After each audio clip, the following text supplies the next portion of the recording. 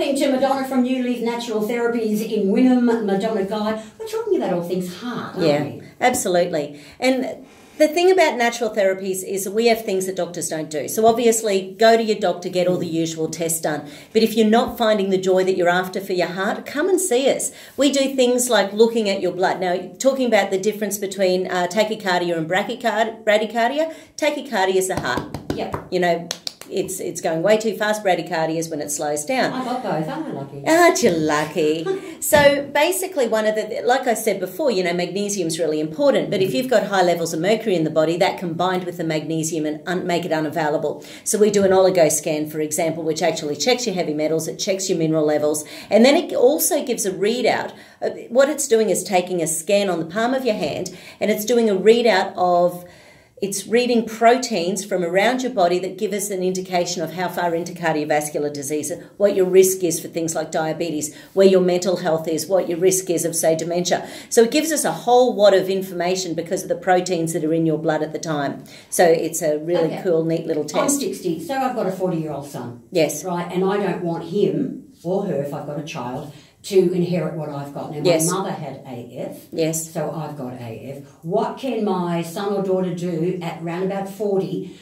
Could they come in and see you? And if they do come and see you, what would you do? So depending on what if they want to do the full barrage of tests to make sure that they don't have anything, I would check their minerals, check their heavy metals. I would do a blood analysis and actually have a look on the screen and see things like chronic iron deficiencies, B12 deficiencies, what their fibrin is doing. Fibrin is a sticky substance that sticks to your capillaries, and it makes your capillaries act weirdly. So, and that can stop the absorption of all sorts of nutrients and stuff.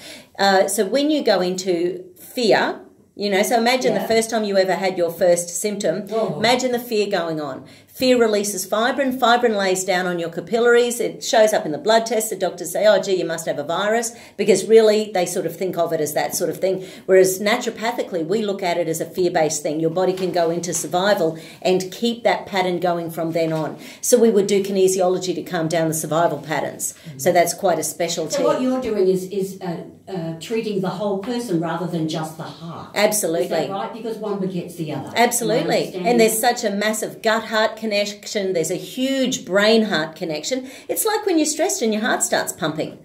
You know, your heart is constantly... Like when I used to go to the gym and my heart was beating, and I felt great, though, because I was exercising. Yes. Now I'm sitting watching Days of Our Lives or some CRAP on television, and I get it. So, yes. And I've got something that it's called chronic, because I can be in and out of AF 19 times in one day. Yeah. And it's terrible. I would check you out for MCAS, the mast cell activation syndrome. So basically that is when histamine levels are too high. So if you get it checked by the doctors, your histamine should be no higher than 8. But what I like to do, once again, I love my kinesiology, I check people for H1, H2, H3, H4. There's 4 different types of histamine. When you've had an injury to your heart, injury to your body, you release histamine. Histamine isn't just anti-allergic, it's actually healing. So just say you have a big night on the terps. So you damage your gut wall, your body can release histamine to help to heal the gut lining. Just say you have anesthetics for a colonoscopy. The anesthetics may create some damage, so you can release histamine in order to heal the area. So histamine is also a healing agent. But how do we get histamine into our bodies? Well, the body releases it. But then a lot of, if people have asthma or allergies or sinus problems or hay fever, anything that's creating, or if they know they've got a gluten sensitivity but they're eating it all the time, or if they know they have issues with lactose but they're eating it all the time, histamine will be released all the time. And it's one of the things that we count. There's basophils and eosinophils. They basically release histamine. So when we're doing a blood workout on someone, we actually count those. They should be a maximum of 4% for eosinophils, and it should be a maximum of 1% for basophils. If they're too high, you're releasing too much histamine. Okay, what's going to happen, right? People will go down to New Leaf Natural Therapies in Wynnum. They walk in the door, they say, look, I want a thorough looking over my whole, I was going to say ecosystem, system, so that I can find out whether I'm going to get some problems with my heart like my mum, it's in my family. Yes. So what can I do? What is the first thing that you do? I do the Oligoscan. So it's the scan that gives me the readout of the heavy metals and mineral levels. For a start, like if there's thyroid issues, that will affect the heart. Yeah. If there's autoimmune disease, then that will affect the heart. No, as soon as you mentioned the dry mouth before, that can be a sign that autoimmunity's kicked in. Well, I've got polymyalgia. You've heard of that? Yes. Yeah, so they've been diagnosed with that about 6-8 weeks ago, which is an autoimmune disease. Yes. So, you know, lucky me. Yay. I won the lotto, didn't I? So the first thing you do is check all their levels of all their minerals. Yes. What would you do next? And then if there's toxicity, we'd start a detox process, and that takes time. So if there's lots of heavy metals, you need to use very specific nutrients like glutathione or lipoic acid or N-acetylcysteine or zeolites, basically really specific things to start pulling the heavy metal load out of the body. You're never going to get rid of them. We're breathing them in every single day. It's about getting them to a level where your body is functioning more normally. So that's the first thing. But at the same time, sort of going, okay, is stress impacting on this body? So if stress is impacting, you've got to start toning the nerves. We get people to fill out forms that take about 45 minutes to fill out. Wow. They give us a huge amount of information about mineral levels and stress levels and liver and digestion from your perspective. So that's worth spending time doing it. So people who turn up for their appointment on the dot and they're not filling them out, they're really missing out on a huge part of the benefit. You know, it's quite nuts. So we would start a detox, and then we would start working on the actual heart itself. And because Georgia and I are both naturopaths and kinesiologists, we work out exactly what your body needs. So I mentioned coenzyme Q10, I've mentioned magnesiums. There are some specific magnesium combinations. Like, for example, there's one called CardioX. It's a Metagenics product, and it has really big doses of taurine, magnesium, potassium, calcium, and activated B vitamins. Yeah. Now, what the combination of that does is helps to balance your blood pressure. So if you're going up and down like a yo-yo with your blood pressure, things aren't working properly. Your body's overreacting, so therefore, as soon as the adrenaline starts hitting your heart, the heart starts to freak out, and then your body basically will send the adrenaline to the extremities. Can you tell me why, when my heartbeat's gone as low as 20 and they give me adrenaline? Yes. But if I've already a hyper person and you're saying, why would they give you adrenaline? Because it's too low. So adrenaline speeds up the heartbeat. Yeah. To get So it back into normal. It's the same way people give sugar to a diabetic when they're having a sugar low. You know, they're giving sugar to someone whose pancreas doesn't work very well. Yeah. Okay. So it's about putting it back into balance. Okay, so I'm coming to see you. You're at Wynnum. I walk in the door. You've got to get a lot of info from me. Oh, we absolutely do. I mean, we can do it without it, but then we spend more time talking to you. Georgia and I really want to get to the nuts and bolts of what's going on. So the more information we get first, we're not using it to prescribe or anything. We're using it for background information so that we don't have to sit there and go, what supplements do you take? What medications are you on? What operations have you had? We've already got all of that information. And it's amazing. Some people come in and they also give a big history of all their emotional gear because they know how much that impacts. Once they've seen us for a while, you know, people will come in and go, okay, so since I saw you last, and they sort of already have it written down for us. Emotional gear, I don't know whether you've heard this statistic, but having an unresolved health problem increases your risk of everything by 30%.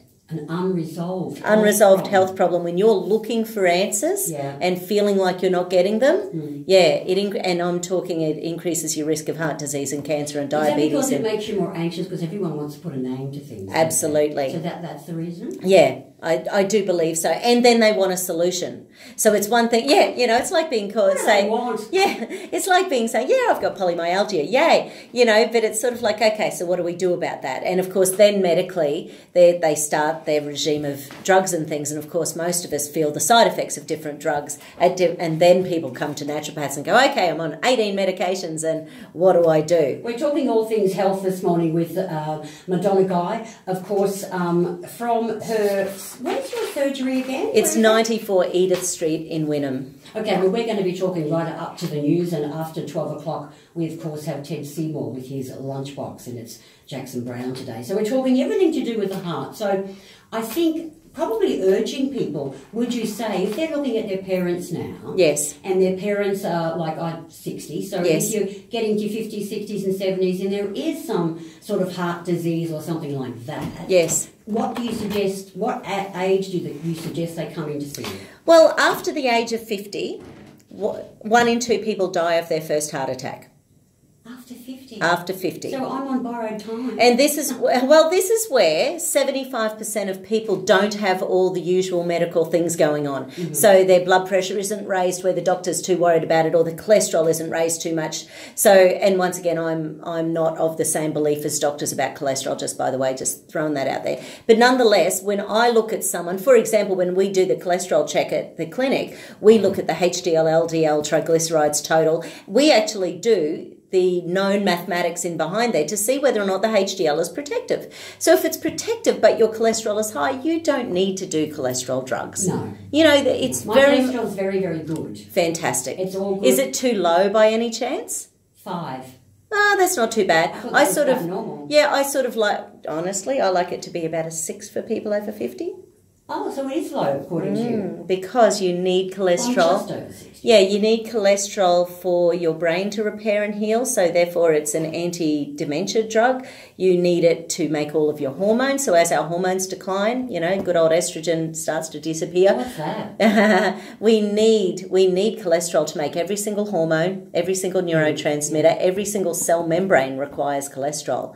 So when we're taking cholesterol drugs to lower it, we can be creating other damage in our body. And you just said... if we are not doing the corrective stuff in the background. Yeah, because you just said that over 50, people die from their... One in two people in Australia die from their first heart attack. Wow. Which is amazing. Well, obviously no one can guarantee that you're not going to have a heart attack, because obviously with all the machinations of my heart, yes, they can't. The pacemaker's not going to save me. Yeah. It's to regulate, isn't it? Yes. So what should people do? Because that's quite scary. It is.